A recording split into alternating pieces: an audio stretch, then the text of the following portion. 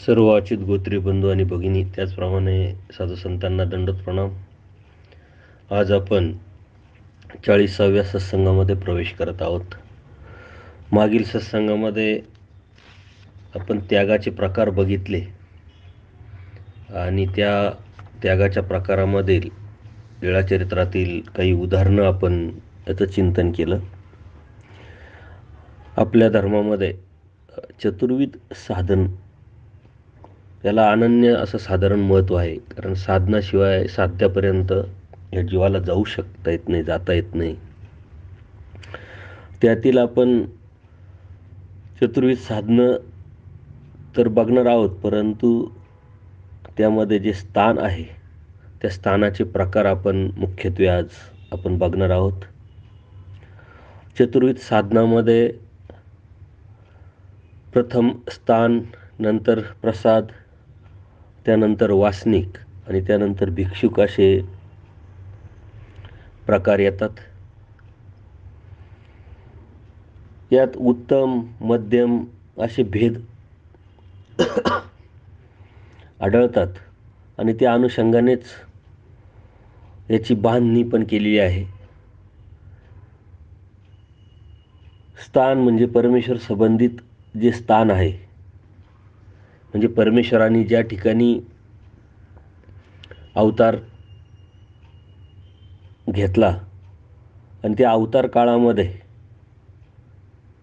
ज्या ठिकाणी परमेश्वराने परिभ्रमण केलं, त्या भ्रमण काळामध्ये ज्या ठिकाणी स्वामी बसले, उठले, तिथं आपली दया, माया, कृपा, करुणा अशी अनंत शक्ती निक्षिपिली. त्या जागेला, त्या ठिकाणाला स्थान म्हटलं गेलेलं आहे. आणि आपल्या धर्मामध्ये स्थानाला असं अनन्यसाधारण असं महत्त्व आहे. सर्व महाराष्ट्रामध्ये गंगा तीरावरती हे स्थान आपण नमस्कारत असतो. आपण सर्व धर्मीय स्थानपूजक असल्या कारणाने ते स्थान आपण वेळोवेळी पूजन करत असताना, स्थानवंदन करत असतानाच त्या स्थानातून निघालेले जे दगड, ओटे, गोटे जे आहे, परमेश्वरी संबंधित जे आहे, त्याला आपण विशेष म्हणतो आणि ते विशेष आपण आपल्या घरामध्ये पूजनासाठी ठेवलेले असतात. आचार्यांनी डोमेग्राम येथील चिन्हस्थळीवरती त्या स्थानातून अनेक विशेष काढले आणि तेच धर्मामध्ये आत्तापर्यंत प्रचलित आहे. ज्या साधू संतांकडून आपण उपदेश घेतो, म्हणजे आपण गुरु बनवतो, ते साधू संत आपल्या शिष्याला प्रसन्नतेने ही विशेष देवपूजेसाठी देतात. नंतरच्या काळात यात बराच बदल झाला. नंतर मूर्त्या बांधणी असे वेगवेगळे प्रकार त्यामध्ये आले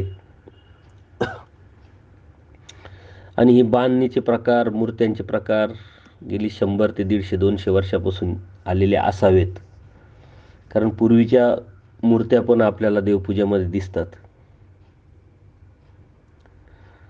परमेश्वराच्या स्थानामध्ये माया प्रधान असते, तर कृपा अनुषंगिक असते. ज्यावेळेस आपण स्थान करायला जातो, त्या स्थानाची लीळा आठवून जर आपण ते स्थान केलं, तर ते स्थानाचा जो दंडोत आपण केलेला असतो परमेश्वराला, तो परमेश्वरापर्यंत पोचतो. परंतु नुसतंच आपण डोकं टेकावलं किंवा अज्ञानाने बरेचसे लोक स्थान करायला जातात, ज्यांना बोध नाही झाला, म्हणजे ज्यांनी उपदेश नाही घेतलेला, असे लोकसुद्धा स्थान करायला जातात. तर त्या ठिकाणी माया प्रधान असल्या कारणाने ते मायेचं कार्य वर्ततं. अशा स्थानाला आपल्या धर्मामध्ये अनन्यसाधारण असं महत्त्व आहे. आत्तापर्यंत आपण सर्व ठिकाणी ज्या आरत्या वगैरे करतो, पूजन करतो, तर शेवटी जय करताना 1650 स्थान की जय असं म्हणत असतो. परंतु आत्ताच्या हयातीमध्ये 1650 स्थानाचा उल्लेख जरी चरित्राच्या अनुषंगाने किंवा स्थानपोथीच्या अनुषंगाने आलेला असेल, परंतु इतके स्थानं आपल्या नमस्कारण्यासाठी आज उपलब्ध नाही. अनेक असे स्थान आहे की जे अन्य लोकांकडे गेले, काही ठिकाणी त्याचा स्थान निर्देश नसल्यामुळं ते नमस्कारण्यासाठी उपलब्ध नाही. परंतु 700, 750, 800 स्थानं पुऱ्या महाराष्ट्रामध्ये आपल्याला नमस्कारण्यासाठी उपलब्ध असल्याकारणाने आपण वेळोवेळी ते स्थान नमस्कारत असतो. याच्यामध्ये एक मांडलिक स्थानसुद्धा येतं. प्रचार प्रसाराच्या अनुषंगाने काही साधू संतांनी आश्रम बांधले, त्या आश्रमात मंदिरं बांधले आणि त्या मंदिरांमध्ये विशेष ठेवले, म्हणजे मांडले. त्याला मांडलिक स्थान म्हणतात. आणि अशा अनेक ठिकाणी आता ही मंदिरं उभी राहिलेली आहेत. त्यानंतर प्रसाद हा जो आपल्याला नमस्कारण्यासाठी, याचंही धर्मामध्ये अनन्यसाधारण असं महत्त्व आहे. परमेश्वर संबंधित, परंतु परमेश्वरांनी स्वतःहून प्रसन्नतेने भक्तास दिलेली जी वस्तू आहे त्याला प्रसाद म्हटलं जातं. आणि त्या प्रसादामध्ये परमेश्वराचे केस, दाढ आणि जास्त कपडा आहे. त्या प्रसादामध्ये कृपाप्रदान व माया अनुषंगिक असते. म्हणजे स्थानाच्या उलटं हे काम प्रसादाच्या ठिकाणी चालतं. आणि म्हणून प्रसाद जोड केल्यानंतर आपल्याला जीवाला योग्यता, दक्षता अधिक येत असते. आणि गेली 800 वर्षापासून ही प्रसाद जोड आपल्या पूर्वजांनी पुढील पिढीसाठी जपून ठेवलेले आहे. त्यानंतर वासनिक हा प्रकार येतो, ज्याला अनुसरणाची वासना आहे, ज्यांनी चारी पदार्थ, चारी साधनं याची माहिती करून घेतलेली, त्याला ज्ञान झालेलं आहे. आणि ती जाणीव झाल्यानंतर त्याला अनुसरणाची वासना निर्माण होते. आणि ती वासना निर्माण केल्यानंतर त्या पद्धतीनं तो नियोजन करतो. विशिष्ट वयाच्या आत जो अनुसरतो किंवा अनुसरणाची तळमळ ठेवतो त्याला वासनिक म्हणतात. याच्यामध्ये नामधारक हा प्रकार येतो का ज्यांनी फक्त परमेश्वराचे नामं घेतले, परमेश्वर भक्तीला लागलेला आहे, परंतु कोणत्याही प्रकारचा अभ्यास त्यांनी केलेला नाही आहे, अशी व्यक्ती नामधारकात बसते. आणि त्या नामधारकाची पुढची पायरी म्हणजेच वासनिक आहे. त्यानंतर चौथा जे साधन आहे ते आहे अनन्य असं महत्त्व असलेलं आणि अनन्य भावे परमेश्वराला शरण गेलेलं, म्हणजे भिक्षुक. अनुसरण करून परमेश्वराचं जे आज्ञा आहे त्या प्रतिपालन करण्यासाठी आपलं त्याग ज्यांनी केलेला असतो ते भिक्षुक या अवस्थेत मोडतात. आणि याची मांडणी स्थान, प्रसाद, वासनिक, भिक्षुक अशा पद्धतीनं कोणत्या अनुषंगाने केलेली आहे तर त्या नमस्कारण्यार्थी. जे स्थान उत्तम, जे प्रत्यक्ष निकट कपाळाला संबंधाचा स्पर्श आपल्याला करता येतो, त्या स्थानाची लीळा आठवता येते. प्रत्येक स्थानाला एक लीळा असते. तिथं परमेश्वर स्वतः जाऊन तिथं काही भक्तांकरवी आपले पूजा अवसर वगैरे स्वीकारलेले असतात, काही क्रिया स्वीकारलेल्या असतात. परंतु त्या स्थानापेक्षाही अत्यंत महत्त्वाचं आणि पुढची स्टेप म्हणजे प्रसाद आहे. प्रसादाला धाग्याचे आवरण असते, त्यामुळे कपाळाला संबंधाचा स्पर्श होत नाही, परंतु त्याला कृपा मुख्य अशी शक्ती निक्षेपिली परमेश्वराने असल्यामुळं त्याने अधिक योग्यता आणि दक्षता आपल्यामध्ये निर्माण होत असते. स्थान उत्तम असतो, त्याच्यानंतर कनिष्ठ असा प्रसाद असतो आणि त्यानंतर कनिष्ठ असे भिक्षुक असतात. यांच्या ठिकाणी असलेल्या ज्ञानशक्तीला, आचाराला आपण दंडोत करत असतो, त्यांचं पूजन वगैरे आपण करत असतो. आणि त्यानंतर कनिष्ठ आहे वासनिक. याच्याही ज्ञानशक्तीला, परमेश्वरीय नामाला आपण दंडोत करत असतो. परंतु जडापेक्षा चेतन थोरी अर्थाने भिक्षुक आणि वासनुक हे उत्तम असतात, तर स्थान आणि प्रसाद हे मध्यम असतात. कारण स्थान जरी काम करत असेल, प्रसाद काम करत असेल, तर त्या अनुषंगाने भिक्षुक आणि वासनिक हे धर्मप्रचाराचं, प्रसाराचं काम करत असतात आणि कोणाच्या तरी निमित्तानेच परमेश्वरसुद्धा जीवाला बोध आणि बोधशक्ती देत असतात. कोणी रुद्धपूरला जर जात असेल तर आचार्य आवर्जून सांगायचे की सावळापूरच्या लेकीला अगोदर भेटावयास जा किंवा रुद्धपुरात प्रथम औसाला भेटा, नंतर स्थान करा. तर इतकं असं अनन्यसाधारण असं महत्त्व या चेतन स्थानाला किंवा चेतन साधनाला आपल्या धर्मामध्ये दिलेलं आहे. आणि यासाठी लीळा चरित्रामध्ये अनेक लीळा आलेल्या आहे. एकदा सारंग पंडितांनी देवाला उपारासाठी बोलवलं, परंतु हे बोलवताना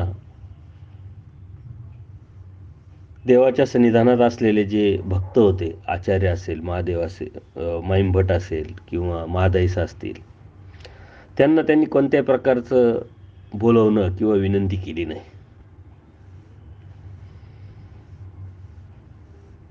त्यानुसार देवानी त्यांना विचारलं भक्तांना की तुम्ही आमच्याबरोबर याल का? तर त्यांनी सांगितले आम्हाला काही बोलवलेलं नाही आहे. तर मग देव त्यांना सांगतात की तुम्ही अवसर बघण्यासाठी येऊ शकतात, त्यासाठी इथंच तुम्ही भोजन करून घ्या. त्याप्रमाणे सर्व भक्तांनी आपल्या बिडारावरतीच भोजन वगैरे करून घेतलं आणि देवाबरोबर सारंग पंडिताच्या घरी गेले. सारंग पंडितांनी देवाचा पूजा अवसर केला. पूजा अवसर केल्यानंतर जेवणासाठी, भोजनासाठी विनंती केली. त्यावेळेस सर्व भक्त लोक बाहेर येऊन बसले पूजा अवसर झाल्यानंतर. आणि त्यावेळेसच सारंग पंडित त्यांना म्हणतात की या तुम्ही पण जेवण करा. तर भक्त लोक म्हटले की नाही, आम्ही जेवण करून आलोय. त्यावेळेस सारंग पंडिताला एक राग आल्यासारखा होतो आणि ठीक आहे, तुम्ही नाही आले तर काही हरकत नाही म्हणे, माझे भोजे खातील, माझ्या भोज्यांना ते घालीन. म्हणजे जे आमच्याकडे जे अन्य लोक आहे किंवा त्यांना आम्ही जेव घालू, नाही आले, तुम्ही नाही जेवले तर काही हरकत नाही. हे सर्व झाल्यानंतर जेव्हा बिडारावरती सर्व येतात तर देवाला बाईसा विचारतात, बाबा हे सारंग पंडिताची परिवारावरती थोडीही बुद्धी नाही म्हटले आणि तो असा का बोलला म्हटले. तर देव म्हणतात, बाई पांडियाशी आधी येत बुद्धी होय, मग येथीच्या परिवारावरही होय. प्रथम देवावरती निष्ठा, भाव किंवा बुद्धी असायला पाहिजे, त्यानंतर मग परिवारावरती येत असते. अशा पद्धतीनं आपल्या धर्मामध्ये या साधनांचं अनन्य असं साधारण महत्त्व आहे. स्थानाच्या संदर्भात अनेक प्रकार येत असतात, तसे प्रसादाच्या संदर्भात काही प्रकार येत नाही. प्रसाद असतो, प्रसन्नतेने दिलेलं, फक्त त्याच्यामध्ये केस, दाढ किंवा वस्त्र अशा प्रकारचे प्रसादामध्ये येतात. वासनिकमध्ये सुद्धा नामधारक आणि वासनिक असेच दोन प्रकार येतात. परंतु नामधारक हा जो विषय आहे हा फक्त परमेश्वराचे नाम त्यांनी घेतलेले. तसेच साधू संतांमध्ये आपण सुद्धा भिक्षुक म्हणत असतो सर्वांनाच, परंतु नंतरच्या काळात साधू, संत, महंत, आचार्य असे प्रघात पडत आले. परंतु साधनांमध्ये असं वर्गीकरण केलेलं दिसत नाही, आढळत नाही. आणि नमस्कारण्यार्थी सुद्धा आपल्याला चारीचंही अनन्यसाधारण असं महत्त्व आहे. परंतु स्थान जर आपण बघितलं तर स्थानाच्या ठिकाणी मुख्य असे 6 प्रकार येतात. आसन स्थान, वस्ती स्थान, कुडी स्थान, अवस्थान स्थान, अवस्थान आणि महास्थान असे 6 प्रकार महत्त्वाचे येतात आणि अनुषंगिक पण भरपूर प्रकार यामध्ये येत असतात. ते स्थानाचे जे महत्त्व आहे सर्व स्थानाचं महत्त्व हे अनन्यसाधारणच आहे. फक्त हे साधकाला लक्षात येण्यासाठी किंवा परमेश्वराचा तिथं मुक्काम किती दिवसाचा होता, कोणत्या लीळा घडल्या, यासाठी हे पूर्वजांनी वर्गीकरण केलेलं आहे. आता अनेक ठिकाणी लीळा ज्या आहे त्या लीळांच्या संदर्भात जर आपण बघितलं आणि स्थानाच्या संदर्भात बघितलं तर एक विरोधाभास आपल्याला दिसतो. आणि ह्या विरोधाभास समजून न घेतल्यामुळं काही लोकांचा भ्रम पण निर्माण झालेला आहे. कारण एकदा प्रल्हाद बाईसांना देवनिरूपण करत असताना विचारतात की बाई तुम्ही देव जाणता का? त्यावेळेस नेमके आचार्य व्यापाराला गेलेले असतात. प्रल्हाद बाईसा म्हणते नाही देवा मी नाही जाणत, परंतु विनंती करून सांगतात की मला देव सांगा. आणि मग देव सांगतात की तुला प्रल्हाद बाईसाला सांगतात की काय देव सांगावा. देव दगडाचा नाही म्हटले, दगडाचा असेल तर फुटेल. देव मातीचा नाही, मातीचा असेल तर विरेल. देव चित्राचा नाही, चित्राचा असेल तर फाटेल. देव धातूचा नाही, धातूचा असेल तर वितळेल. देव निर्गुण निराकार. या लीळेचा संदर्भ घेऊन काही लोक स्थान पूजन किंवा विशेष पूजनाला विरोध करतात म्हणा, किंवा त्यांना भ्रम निर्माण झालेला असल्यामुळं ते असे गोष्टी फैलावण्याचा प्रयत्न करतात. परंतु अनेक अशा लीळा आहे, अनेक असे संदर्भ आहे आणि अनेक असे प्रमाण आहे का जिथं देव स्वतः स्थान पूजन करण्यासाठी भक्तांना सांगतात. द्वारावतीला जाताना महादाईसास स्पष्ट देव सांगतात, श्री चांगदेवराव गोसावींच्या ज्या गुंफास्थान आहे तिथं तुम्ही जा स्वतः आणि त्या नमस्कारा, त्याला वंदन करा. त्याचप्रमाणे आचार्यांना प्रश्न पडला आणि आचार्यांनी स्पष्ट देवाला विचारलं का जर मार्ग प्रवतला जो पुरुष आहे, या मार्गात जो आलेला पुरुष आहे, त्यांनी कोणाकोणाला मानावं आणि कशा कशाचा नमस्कार करावा. ह्या प्रश्नाला सुद्धा उत्तर देताना देव स्पष्ट सांगतात, परमेश्वर भज्य आणि संबंध वद्य आहे.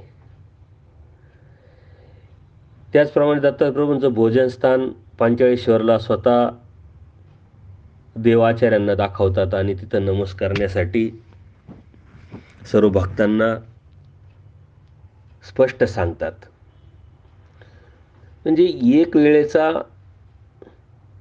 संदर्भ घेऊन आपण आपल्या धर्मामधल्या साधनांवरती जर भ्रमत्व असेल किंवा भ्रम निर्माण करत असेल तर ते किती चुकीचं आहे. कारण परमेश्वराचा हा धर्म खूप मोठा समुद्र आहे. एक कोणती तरी बाजू घेऊन जर पळायला लागलो तर धर्म समजणं शक्य नाही. म्हणून धर्माला खूप मोठे कंगोरे, खूप मोठ्या गोष्टी असतात का त्या आपण समजून घेतल्या पाहिजे. आणि त्या समजून आपण छोट्या छोट्या गोष्टींवरून धर्माची जर ओळख आणि पाळ करायला जर लागलो तर त्यात नक्कीच आपण फसण्याची शक्यता असते. त्यामुळं आपण या गोष्टी लक्षात घेतल्या पाहिजे. एकदा देमतीला असंच परमेश्वर स्पष्ट सांगतात,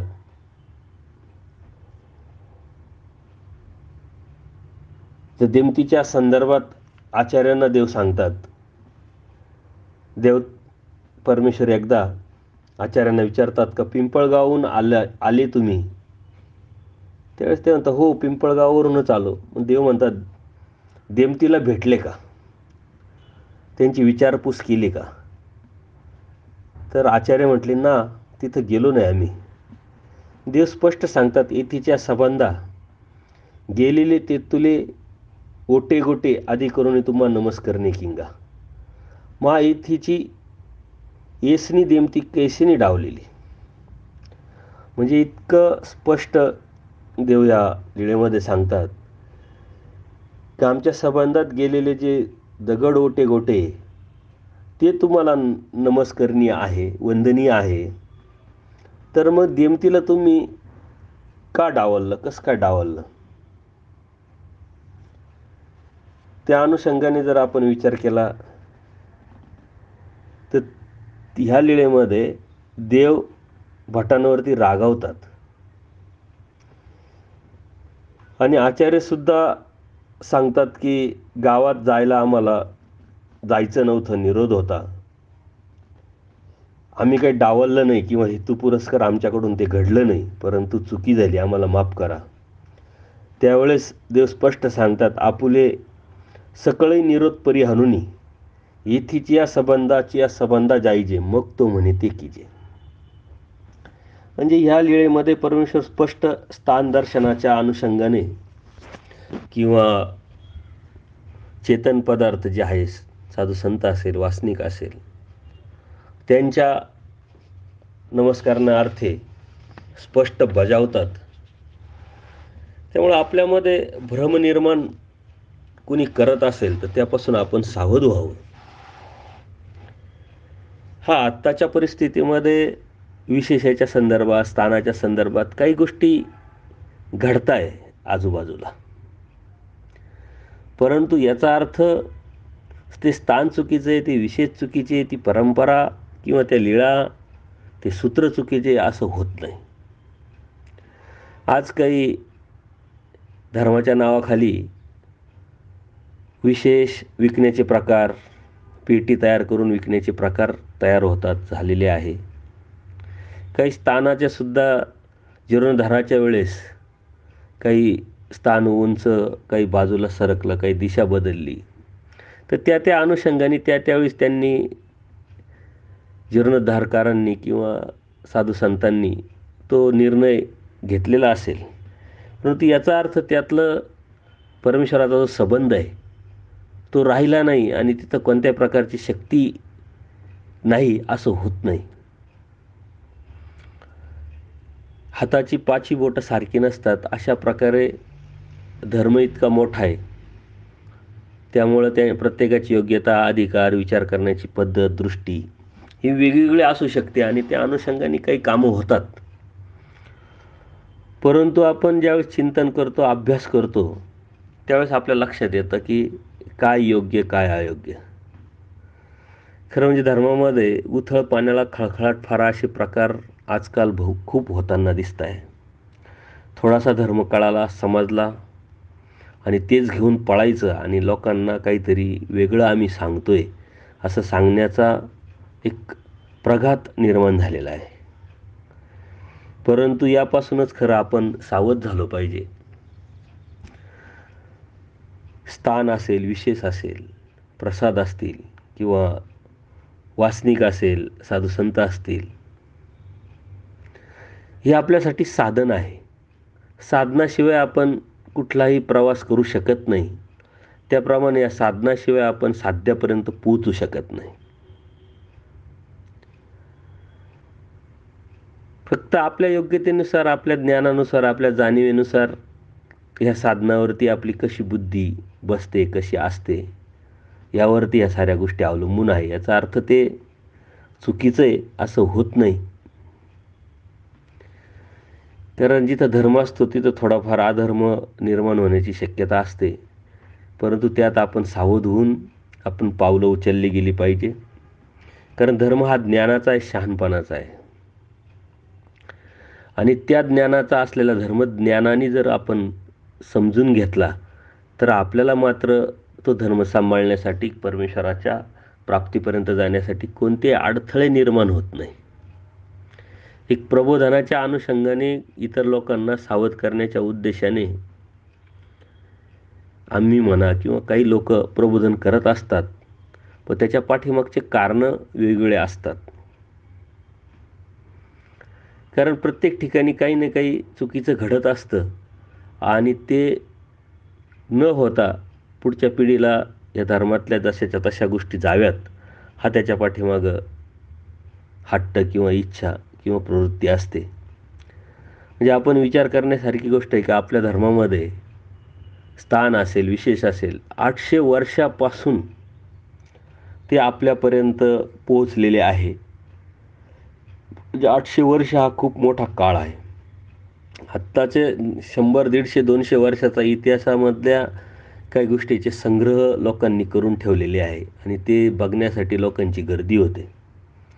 त्या अनुषंगाने जर बघितलं तर प्रत्यक्ष परमेश्वर, त्यांचा स्पर्श ज्या गोष्टीला, ज्या वस्तूला झाला, ती वस्तू आपल्याकडं असल्या कारणाने त्याला किती मोठं अनन्य असं साधारण महत्त्व आपल्याला आहेच, परंतु ते समाजाभिमुख पण व्हायला पाहिजे.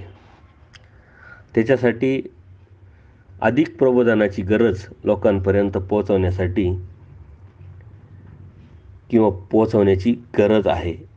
तर आपण स्थान बघणार आहोत. सर्वात प्रथम येतं आसन स्थान.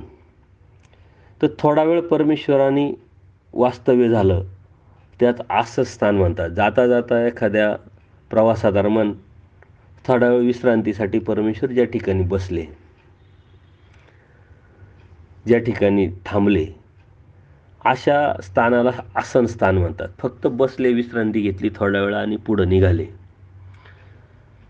त्यानंतर येतं वसतिस्थान, का जिथं परमेश्वराने एक दिवसाचा मुक्काम केला, वास्तव्य केलं. पुढं जायचंय, वेळ झालेली आहे, त्या अनुषंगाने परमेश्वराने एकच दिवस तिथं वास्तव्य केलं, अशा स्थानाला वसतिस्थान म्हणतात. तिसरं येतं कुडी स्थान, जेथे पक्के 2 दिवस 2 रात्र वास्तव्य परमेश्वराने केलेलं आहे, म्हणजे त्याला कुडी स्थान म्हणतात. आता या अनुषंगाने 6 पूजा अवसर होणं तिथं गरजेचं आहे.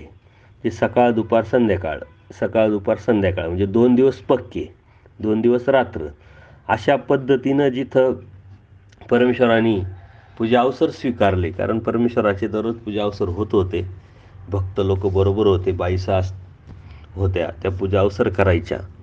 तर ज्या ठिकाणी असे 6 पूजा अवसर झालेले, अशा 2 दिवस वास्तव्याला कुडी स्थान म्हणतात. परत अवस्थान स्थान, म्हणजे 3 दिवसापासून ते 12 दिवसापर्यंत अशा ठिकाणी परमेश्वराचं वास्तव्य जर असेल, त्याला अवस्थान म्हणतात. परत अवस्थान 13 दिवसापासून 29 दिवसापर्यंत ज्या ठिकाणी परमेश्वराने वास्तव्य केलं, त्या ठिकाणाला अवस्थान म्हणतात. आणि त्यानंतर शेवटचा प्रकार जो येतो महास्थान, 1 महिन्याच्या पुढे परमेश्वराने जिथं वास्तव्य केलं, त्या स्थानास महास्थान म्हणतात. तर असे मुख्य स्थानाचे प्रकार आहे. मग ज्या ठिकाणी अधिकाधिक वास्तव्य परमेश्वराने केले, मुक्काम केले, त्या ठिकाणी वेगवेगळे स्थानाचे प्रकार निर्माण झाले. कारण तिथं परमेश्वर असं मुक्कामी असल्या कारणाने दररोजच परमेश्वराची पूजा अवसर होत होते. त्या अनुषंगाने काही अनुषंगिक स्थानं येतात. चरणचारी उभे राहणे स्थान, ज्या ठिकाणी परमेश्वराने उभं राहिलं, चिंतन केलं, तर हे चरणचारी उभे स्थान आपण मुख्यत्वे रुद्रपूरला राजमठाच्या बाहेर श्री गोविंदप्रभू बाबा दररोज या चरणचारी स्थानावरती उभे राहायचे, चिंतन करायचं, आणि आज कुणीकडे जायचं याचं चिंतन करून ते पुढच्या ठिकाणी जात असत. तर त्याला चरणचारी स्थान म्हणतात. परत मुक्काम असल्यावर दररोजच आरोग्यानं वेगळ्या ठिकाणी परमेश्वर स्वीकारत होते. काही भक्तांकरवी विनंती केल्या असल्यामुळे तर त्याला आरोग्याना स्थान म्हणायचे. परत काही ठिकाणी पूजा पण व्हायची, त्याच ठिकाणी आरोग्याना पण स्थान व्हायचं, तर त्या ठिकाणी मग पूजा आरोग्याना स्थान निर्माण झालं. परत परमेश्वराने मर्दना मादने स्थान, जिथं परमेश्वर वस्तीला आहे, मुक्कामी आहे, त्या ठिकाणी परमेश्वराचं दररोज मर्दना मादने व्हायचे. त्याला मर्दने मादने स्थान व्हायचं. काही ठिकाणी फक्त मर्दना स्थान आहे, काही मादने स्थान आहे. वेडे स्थान म्हणजे शतपावली स्थान, ज्या वेळेस आरोग्यानं झाल्यानंतर परमेश्वर शतपावली करायचे. थोडेसे 5-10 पावलं, 2-3 चक्कर मारणं, तर त्या ठिकाणी वेडे स्थान म्हणतात. असे अनेक स्थानं आहे की जे मंदिरांच्या मुख्य जे ठिकाण असतं आतमधलं, तिथं वेडे स्थान असे आहे. परत अवलोकन स्थान म्हणजे दिशा किंवा वस्तूला परमेश्वरांनी एकटक बघितलं, आपलं चिंतन करून काहीतरी उद्देशाने, त्याला अवलोकन स्थान म्हणतात. जिथं आचार्यांना काहीतरी सांगण्याची परमेश्वराला प्रवृत्ती झाली आणि आचार्य व्यापाराला जात होते, तर देव कितीतरी वेळा तिथं जाऊन अवलोकन करत होते की आचार्य आले की नाही, आले की नाही. तर ते अवलोकन स्थान. परत परमेश्वरांनी जीवाच्या उद्धारासाठी अवतार घेतला, म्हणून जीवाचे सर्वच जीवधर्म, देहधर्म स्वीकारलेले असल्यामुळे तर परमेश्वराचं जिथं वास्तव्य असायचं तिथं लघु परिश्रय स्थान किंवा दीर्घ परिश्रय स्थान अशा पद्धतीनं सुद्धा काही स्थानं आपल्याला आढळतात. विहरण स्थान म्हणजे गावाच्या बाहेर जाऊन परमेश्वर विहरणाला जायचे, तिथं बसायचे, त्याला विहरण स्थान म्हणायचे. परत उदक विनियोग स्थान म्हणजे श्रीचरण प्रक्षालन वगैरे ज्या ठिकाणी व्हायचं, असे स्थानाचे उपप्रकार पण ज्या ज्या ठिकाणी परमेश्वराचे जास्त वास्तव्य होतं, 3 दिवस, 5-9 दिवस, 29 दिवस किंवा महास्थानाच्या ठिकाणी 10-10 महिने परमेश्वरांनी वास्तव्य करून अनंत लीळा केल्या, अनेक लीळा केल्या जीवाच्या उद्धारासाठी. तर त्या अनुषंगाने हे अनुषंगिक स्थानं आलेली आहे. आता आपल्या मनात सहजच शंका निर्माण होते की आसन स्थान म्हणजे थोडाच वेळ विश्रांती झाली आणि महास्थान म्हणजे महिन्यापेक्षा जास्त देवाचं वास्तव्य झालं. म्हणजे त्या स्थानांमध्ये नेमका फरक काय आहे, नमस्कारण्यामध्ये काही फरक आहे का? परंतु असं काही नाही आहे. ही एक आपली मानसिकता आहे का परमेश्वराने जिथं 1 दिवस वास्तव्य केलं, 4 महिने वास्तव्य केलं, तिथं शक्तीच्या अनुषंगाने जर आपण घेतलं तर सारखीच शक्ती निक्षेपिली. त्यामुळं नमस्कारण्यार्थी, वंदनार्थी आपल्याला जे आसनस्थान जेवढं महत्त्वाचं आहे तेवढंच महास्थान महत्त्वाचं आहे, जेवढं महास्थान महत्त्वाचं आहे तेवढंच वस्तीस्थान, आसनस्थान महत्त्वाचे आहे. पण आपल्या मनामध्ये ती एक मानसिकता असते आणि म्हणून आपण ते वर्गीकरण आपल्या मनामध्ये घेत असतो. तर हे अत्यंत चुकीचं आहे. आपल्या जवळचे जे स्थान आहे ते स्थान आणि लांबवर जाऊन केलेलं स्थान सारखंच, परंतु तीर्थयात्राच्या अनुषंगाने आपण हे स्थान पूजनाला जात असतो आणि जायला पाहिजे. कारण प्रत्येक स्थानाच्या लीळा वेगवेगळ्या असतात. त्या लीळा आठवणं, त्या आठवण्यातून स्मरण चिंतन करणं, तिथं जाऊन ती स्थान बघणं किंवा दिशा वगैरे बघणं, हे वेगळा आनंद देऊन जात असतं. परंतु आपल्या मनामध्ये ती भावना असू नये, तो उद्देश असू नये तर इथं परमेश्वरांनी 10 महिने राहिले म्हणजे महास्थान आहे आणि म्हणून या महास्थानाला जर आपण आलो तर आपली मनोकामना पूर्ण होईल, आपल्या इच्छा पूर्ण होईल. आणि एखाद्या विशिष्ट ठिकाणी एकच दिवस राहिले देव तर तिथं काही ती पूर्ण होणार नाही. तर ही हेतू पुरस्कर काही लोकांनी आपल्या मनामध्ये घालून दिलेलं आहे. परत हे स्थान करत असताना किंवा प्रबोधन करत असताना किंवा बाहेर फिरत असताना अनेक गोष्टी ऐकायला येतात. त्याच्यामध्ये साहित्यात किंवा आपल्या चरित्रामध्ये जे स्थानं आज आपण बघितले त्याच्या व्यतिरिक्त काही स्थानं लोकांनी निर्माण केलेली आहे आणि ते मग हे नवशिक स्थान आहे, हे जाज्वल स्थान आहे, हे उदास स्थान आहे. तर हे सारं मनाचा विकल्प आहे. हे असं भावणं हे अत्यंत चुकीचं आहे. परमेश्वराला शरण गेल्यानंतर परमेश्वर अनर्जित दाता असल्याकारणाने आपल्या नशिबात ज्या गोष्टी नाही आहे तेही परमेश्वरांनी देण्याची तयारी ठेवलेली आहे या जीवासाठी. परंतु आपण गेल्यानंतर आपण नवस करतो आपल्या सुखदुःखाच्या अनुषंगाने, सांसारिक गोष्टीच्या अडीअडचणीमुळे अपेक्षा करतो. जीव स्वार्थी असल्यामुळे या गोष्टीचा तो त्याच अनुषंगाने जर धार्मिकता करत असेल, दृष्टपर किंवा आवराची जर धार्मिकता करत असेल, तर त्या उद्देशाने ते स्थान करण्यासाठी जात असतो. आणि म्हणून त्याचा विडा ठेवणं, ते स्थान करणं आणि योगायोगाने त्याला ते जे इच्छित आहे ते मिळणं, हा निव्वळ योगायोग असतो. पण त्याच्या मनात येतं की मी ह्या स्थानाला गेलो, या स्थानाला विडा ठेवला, या स्थानाला नवस केला किंवा परमेश्वराला विनंती केली, तर माझं हे झालं म्हणजे या स्थानावरती काहीतरी वेगळं पण आहे, ही आपली मानसिकता असते. आणि काही लोक हेतुपुरस्कर पैसे कमावण्याच्या अनुषंगाने ब्राह्मणत्व निर्माण झालेल्या प्रवृत्तीतून हेतुपुरस्कर लोकांमध्ये या गोष्टी पसरवतात की या स्थानाची अशी अशी लीळा आहे आणि या स्थानावरती जर असं असं केलं, उटी उपहार किंवा 108 विडे वाहिले किंवा आणखीन काही आवरासारखी पूजा जर केली, तर तुमच्या मनातल्या ज्या गोष्टी आहे, अपेक्षित त्या गोष्टी आहेत, त्या पूर्ण होतात.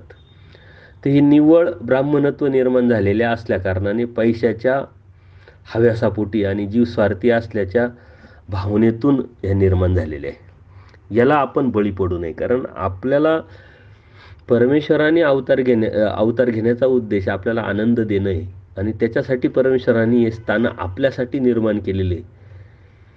परमेश्वर सम असल्या कारणाने परमेश्वराच्या मनात कधी असं नाही की ह्या स्थानाच्या ठिकाणी आलं तर मग मी त्याला ते देईल आणि त्या स्थानाच्या ठिकाणी गेलं तर मी त्याला ते देणार नाही. पण जीव विषम असल्यामुळे ह्या विषमता ह्या जीवाकडून, जीव स्वार्थी असल्यामुळे या जीवाकडून ह्या पसरवल्या जातात.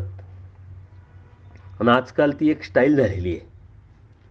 ज्या स्थानाच्या ठिकाणी कोणी राहत असेल त्या स्थानाचं महत्त्व किती मोठं आहे आणि ते स्थान किती चांगलं आहे आणि त्या स्थानाच्या ठिकाणी जर तुम्ही आले तर तुम्हाला इच्छित गोष्टी कशा प्राप्त होतील किंवा इतरांना कशा झालेल्या आहे हे पसरवण्याचं हेतुपुरस्कर प्रकार आज आपल्याला पाहायला मिळतो. किंवा काही स्थानाच्या ठिकाणी नागबळी, शांती करण्याचे प्रकारसुद्धा आपल्या साधुसंतांकडून होत असतात. तर ते धर्माच्या नावाखालची अधर्म आहे. आपल्या अज्ञानाचा, आपल्या मजबुरीचा एक फायदा उठवणं आहे. मग धर्माच्या नावाखालच्या ह्या चुकीच्या चाललेल्या गोष्टीला आपण बळी पडू नये. आपण नैसर्गिकरित्या ज्या स्थानावर जाऊ शकतो त्या स्थान मग कोणतं आहे तिथली लीळा आठवणं, स्मरण करणं, चिंतन करणं हे आपलं आद्य कर्तव्य आहे. आणि त्याच्याही पुढे जाऊन मी म्हणेल की आपण दररोज स्थानावर गेलो पाहिजे. पण दररोज स्थानावर जाणं शक्य आहे का? परंतु परमेश्वराने तीही युक्ती आणि तोही उपाय आपल्याला सांगून टाकलेला आहे. पहाटे 3 ते 6ला हे सात्विक काळ असतो, त्यावेळेस जर तुम्ही स्मरण केलं तर स्मरण आपण करतो म्हणजे नेमकं करतो काय, लीळा आठवतो. आणि त्या लीळा आठवता आठवता आपल्या त्या स्थानाच्याच लीळा, कारण प्रत्येक स्थानाच्या ठिकाणीच लीळा घडलेल्या आहे, त्या अनुषंगाने त्या स्थानावरतीची लीळा आपण आठवतो. म्हणजे अप्रत्यक्षरित्या ते स्थान नमस केल्यासारखंच आहे. तुम्ही दररोज पहाटे स्मरण जर करत असाल, लीळा आठवून आठवून जर स्मरण करत असाल तर ते स्थान नमस केल्यासारखंच आहे. या अर्थाने जर आपण बघितलं तर दररोजच आपण परमेश्वराचं लीळा आठवून जर स्मरण केलं तर ते स्थान दररोज केल्यासारखं होईल. आणि आपल्या मनामध्ये जो संभ्रम किंवा भ्रम निर्माण झालेला आहे तो आपोआपच तुटेल. तर परमेश्वर दयाळू, माळू, कृपाळू आहे. परमेश्वराने कधी असं वर्गीकरण केलेलं नाही. पण जीव स्वार्थी असल्या कारणाने ह्या ज्या गोष्टी धर्मामध्ये आलेल्या आहे, घुसवलेल्या आहे, त्या जीवाकडून घुसवलेल्या आहे आणि जीवानी जीवासाठीच घुसवलेल्या आहे, हे आपण लक्षात घेतलं पाहिजे.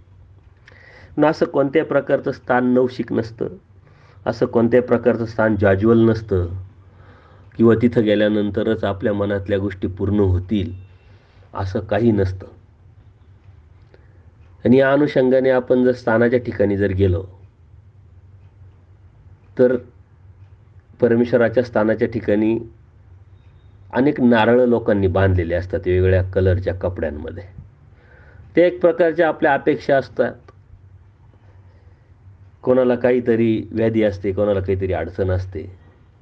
ती परमेश्वराला अप्रत्यक्षरित्या सांगायची आणि ती पूर्ण झाली का मग तो नारळ सोडून तिथं काय धार्मिक विधी करायचा, अशी एक परंपरा आपल्या धर्मामध्ये आलेली आहे. किंवा पंचावतार उपार असतील किंवा पारायणं असतील किंवा उटी वगैरे असेल, तर या साऱ्या भावक्रिया नंतरच्या काळामध्ये जीवाच्या अनुषंगाने जीवाने निर्माण केलेल्या आहे. परंतु संसार म्हटला की अडचणी येतात, संकट येतात. मग त्या अडचणी संकट दूर करण्यासाठी आपल्याला एक मात्र आधार असतो, तो परमेश्वराचा. आणि म्हणून परमेश्वराला सांगण्याची आवश्यकता नाही, परमेश्वर सर्वज्ञ आहे. परंतु आपली मानसिकता जोपर्यंत आपण बोलत नाही, सांगत नाही, विनंती करत नाही, तोपर्यंत आपल्या मनातलं ओझं खाली होत नाही किंवा जात नाही. आणि म्हणून परमेश्वर म्हणतात, जर करायचंच ठरलं तर देवी देवताच्या विकल्प करण्यापेक्षा येथीचं करा. आणि म्हणून परमेश्वराकडं हे जीव स्थानाच्या ठिकाणी प्रार्थना करतात, काही वेगवेगळे उपक्रम, काही धार्मिक विधी करतात, नारळं बांधतात. तर ते काही चुकीचं नाही.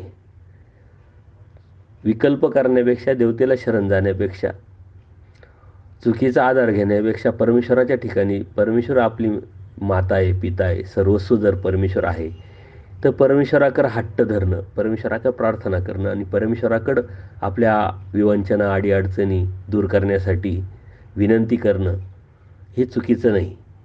परंतु त्या निमित्ताने धर्मामध्ये जे अंधश्रद्धा किंवा चुकीच्या गोष्टी कोणी पसरवत असेल तर ते मात्र नक्कीच चुकीचं आहे.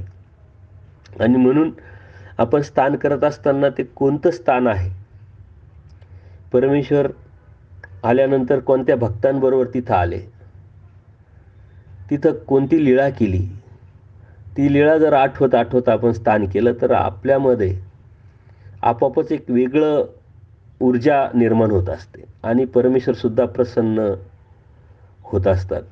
पण ती लीळा आठवत आपण स्थान करणं हे कधीही चांगलं. परंतु कितीतरी लोक स्थान करण्यासाठी जातात, मला सांगतात आम्ही 10 दिवस स्थान करून आलो. त्याला जर विचारलं कोणते कोणते स्थान केले आणि तिथल्या लीळा सांगा, तर त्या त्यांना सांगता येत नाही. तुम्ही 8 दिवस 10 दिवस वेळ काढून स्थान करण्यासाठी जातात आणि तिथले स्थानाच्या लीळा जर तुम्हाला माहीत नसेल तर ते कितपत तुम्ही केलं, हे आपण जर चिंतन केलं तर नक्कीच आपल्या लक्षात येईल का आपल्या पदरात काय पडलं. म्हणून मी तर सर्वांना विनंती करत असतो की 50 स्थानं करण्यापेक्षा 4 करा, 10 करा, परंतु योग्य पद्धतीनं तिथली लीळा, ज्या स्थानावर आपल्याला जायचं आहे, घरीच ती स्थानाची लीळा काय आहे ती बघणं. एका स्थानावरून दुसऱ्या स्थानावर जात असताना त्या स्थानाची लीळा आठवत स्मरण परत जर आपण केलं तर तो विरह आपल्याला आपण जर भावला तर नक्कीच त्या स्थानावर गेल्यानंतर एक वेगळा अनुभव, एक वेगळी अनुभूती आपल्याला प्राप्त होत असते. पण गंमत तंमत करत आपण ट्रॅव्हलिंग आणि मौज मजा करत जर आपण स्थान करत गेलो तर फक्त आपण स्थान केलं ही मानसिकता निर्माण होत असते. किंवा आपण स्थान केलं व एकदाचं, वर्षातून एकदा आमच्या गुरूंनी सांगितलं स्थानवंदन करायला पाहिजे, तर मी ते काम करून मोकळं झालो, अशी एक धारणा किंवा भावना आपल्या मनामध्ये निर्माण होते. तर त्या करण्याला काही अर्थ नाही. म्हणून ज्या स्थानावर आपल्याला जायचे तिथली लीळा, त्या लीळेचं महत्त्व, आणि यदाकदाचित आपल्याला तिथं गेल्यानंतर जर लीळा आपल्याला माहीत नसेल तर अनेक स्थानावरती आज लीळाचे बोर्ड लिहिलेले असतात, ती लीळा वाचन करणं, त्याचं चिंतन करणं, किंवा कुणीतरी साधू संत तिथं असतात त्यांना या स्थानाची लीळा काय आहे बाबा अशी जर विनंती केली तर तिथले साधू संत आपल्याला ती लीळा सांगतात. आणि ती लीळा आठवत 2 मिनटं शांत बसून जर परमेश्वराचं नामस्मरण केलं आणि ते स्थानवंदन केलं तरच नक्कीच आपल्याला त्या गोष्टीचा फायदा होईल. तशी देवपूजा करताना सुद्धा खूप घाई, खूप गर्दी मी बघत असतो. फक्त डोक्याला टेकवायचं आणि पुढं सरकवायचं, तर एक मानसिकता तशी निर्माण झालेली, मी देवपूजा केली. तर देवपूजा करताना अत्यंत शांतपणे स्मरण करत लीळा आठवत जर आपण केलं तरच त्याचा फायदा हा होत असतो. आणि ज्ञानाच्या अनुषंगाने जे वर्गीकरण आपण मनामध्ये निर्माण झालेलं, ते ज्ञानाच्या अनुषंगाने आपण नक्कीच ते आपल्या मनातून काढून टाकू शकतो. तो विकल्प आपल्या मनातून निघून जाऊ शकतो. आणि म्हणून आपण आपल्या परमेश्वरीय जे 4 साधनं आपण सांगितलेले, साहित्यामध्ये आलेली आहे, ते साधनं जशी आहे तशी आपण समजून घेणं हे अत्यंत गरजेचं आहे. मग ते स्थान असेल, प्रसाद असेल, वासनिक असेल, भिक्षुक असेल, त्या पद्धतीनं, त्या भावनेनं, त्या दृष्टीनं आपण त्याकडे बघणं आणि त्या साधनाचा योग्य वापर करून आपण साध्यापर्यंत पोहोचणं हे आपलं प्रथम कर्तव्य, प्रथम ड्युटी आहे. आणि ते सांभाळणं, त्याचं जतन करणं ही सुद्धा आपलीच ड्युटी. कारण परमेश्वर अवतार घेतात जीवासाठी, वाडोवाडी फिरतात जीवासाठी, स्थान निर्माण करतात जीवासाठी, ज्ञान सांगतात जीवासाठी. तर ते स्थान देवाचं नाही, ते स्थान आपल्यासाठी परमेश्वराने निर्माण केल्यामुळे ते स्थान आपलं आहे, ते साहित्य आपलं आहे. त्याचं जतन करणं, पुढच्या पिढीला जसं आहे तसं देणं ही आपली ड्युटी आहे, आपलं कर्तव्य आहे. म्हणून अनेक स्थानाच्या ठिकाणी आज अडचणी निर्माण झालेल्या आहे.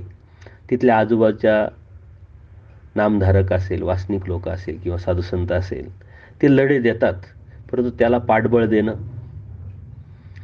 ज्या ठिकाणी कोणत्या अडचणी नाही आहे परंतु आपल्या आजूबाजूला स्थान आहे, त्याचं स्वच्छता तिथं व्यवस्थित होते का नाही, येणाऱ्या जाणाऱ्यांची राहण्याची व्यवस्था व्यवस्थित होते का नाही, तिथं काही अनिष्ट चुकीचे प्रकार तर घडत नाही, ही सजगता दाखवणं हे आपलं कर्तव्य आहे. आणि म्हणून आपण आजूबाजूला ही धर्म एक सेवाच आहे. कारण आपल्या डोक्यामध्ये धर्मसेवा फक्त कुठंतरी कार्यक्रमाला पंगत देणं, स्थान करणं, ह्या धर्मसेवेव्यतिरिक्त आपल्याला धर्मसेवा माहीत नाही. परंतु धर्मसेवा धर्मामध्ये खूप आहे, फक्त त्या पद्धतीनं आपण त्या करण्याचा प्रयत्न केला पाहिजे. तर आपल्या आजूबाजूचे जे स्थान आहे त्या स्थानाच्या ठिकाणी काय चाललंय, काय नाही चाललंय, काय योग्य आहे, काय अयोग्य हे बघणं, चांगल्या गोष्टीला पाठिंबा देणं, ते करण्याचा प्रयत्न करणं, चुकीच्या गोष्टीला थांबवणं ही एक धर्मसेवाच आहे. आणि म्हणून स्थानाच्या ठिकाणी सतत जाऊन आजूबाजूला आपले जे स्थान आहे तिथं आपण या अशा माध्यमातून सेवा दिली पाहिजे. तर आज आपण आपल्या धर्मातले 4 साधनं आणि त्या साधनाच्या प्रकारामध्ये जे स्थान, जे प्रकार आहे त्यातले जे वेगवेगळे प्रकार आपण बघितले. आता यावरती सुद्धा लोक प्रश्न निर्माण करतात की सूत्रपाठामध्ये, लीळाचरित्रामध्ये याचा उल्लेख कुठे आलेला नाही. पण आपण बघितल्या, ज्या लीळा बघितल्या, ते एक स्थान सांगण्यासारखंच आहे. स्थान नमस्कारण्यासाठी परमेश्वर सांगतात, याचा अर्थ स्थान सांगितलं. प्रसाद ज्या अर्थी प्रसन्नतेने देतात आणि गोविंदप्रभू बाबांचा प्रसाद जोड बघितल्यानंतर देवाची उदासीनता निघून जाते, याचा अर्थ त्या प्रसादाला किती अनन्यसाधारण महत्त्व आहे हे परमेश्वर अप्रत्यक्षरित्या आपल्याला दाखवून देतात. तर तो प्रसाद आपल्याला परमेश्वराने सांगितला. वासनिक जे परमेश्वराचे भक्त होते त्यांना परमेश्वर अत्यंत प्रसन्नतेने ज्ञान सांगायचे, येतं अनुसरण म्हणायचे, ब्रह्मविद्याशास्त्र सांगायचे, त्यांच्याकडून पूजा पुरस्कार स्वीकारायचे. याचा अर्थ वासनिक हा वर्ग आणि साधुसंत तर हे परंपरेनं आलेले अनुसरलेले जीव आहे.